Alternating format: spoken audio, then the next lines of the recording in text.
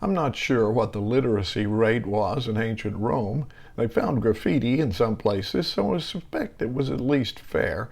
In addition to their native Latin, some could probably read Greek too. That's where all the good stuff was anyway.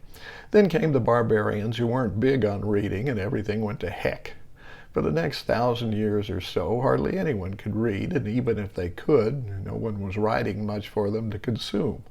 An unholy alliance developed between church and state that kept learning static and the populace ignorant. Society was tightly controlled, and even music and art were relegated only to propping up the established order. The same formula is currently being utilized to great effect in many Muslim-dominated countries, and here in America, the Christian nationalists are just chomping at the bit to institute the same evil in the name of making America great again. Looking back, we call the time when the symbiotic relationship between church and state dominated Western culture as the Dark Ages. In other parts of the world, intellectual progress continued, but the European powers eventually conquered many of those places and destroyed their culture and all their progress with it. Then came the Enlightenment, and a few brave souls started questioning all that had gone before. Superstition was slowly replaced by reason.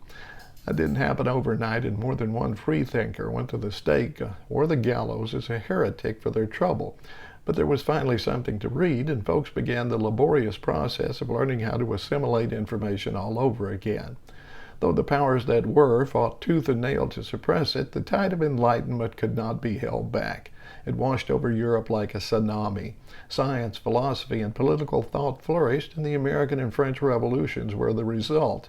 Printing helped considerably. The struggle was long and hard, and it wasn't until the 1950s we achieved anything close to universal literacy in this country, but we did it. Eventually, it became harder to find someone who couldn't read than it had been to find someone who could read during the Dark Ages.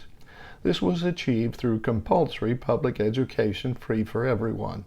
Flash forward 70 years, and I'm told 1 in 3 third-grade boys can't read at grade level, and neither can 1 in 4 girls. Since the ability to read at grade level at the end of 3rd grade is a very good indicator of whether a child will eventually drop out, this strikes me as significant. Start teaching kids to read. Forget the test, forget everything else, and for heaven's sake, stop banning books. Let the kids read what they want. Whatever stirs their imagination is fine.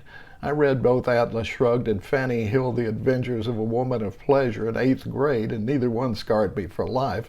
I quickly realized both were outlandish fantasies not to be taken seriously.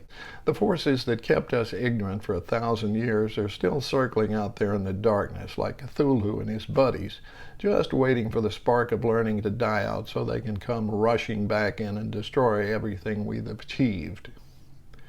Just teach the kids to read. Let them read without fetters. They'll figure out the rest for themselves.